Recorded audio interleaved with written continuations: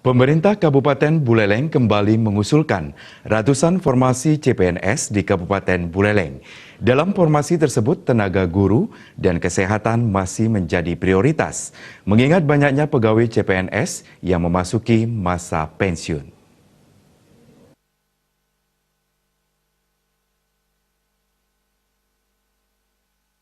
Telah diadakan rapat.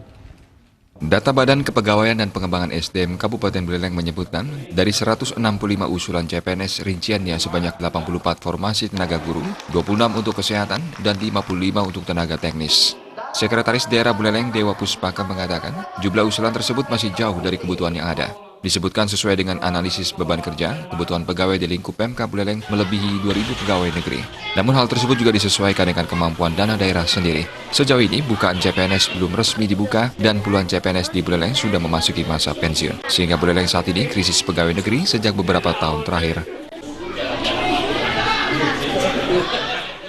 Terkait dengan kebutuhan tenaga pendidikan yang memang banyak sekali yang pensiun. Ini aja belum terisi semua, sudah akan ada pensiun lagi gitu. Kalau ngomong jumlah pasti banyak yang kita butuhkan. Nah, sekali lagi pemerintah pusat akan ketat sekali mengevaluasi ini. Jadi berapapun formasi yang diberikan dan kita akan sikapi dengan baik. Kalau usulan-usulan ideal semua sudah kita lakukan. Berapa sih kebutuhan pendidikan, kesehatan? Ya saya tidak hafal angka-angkanya, tapi cukup signifikan, cukup banyak. Ya tentunya akan disesuaikan dengan kemampuan keuangan daerah untuk bayar gaji ya, karena semua itu dari DAU kita.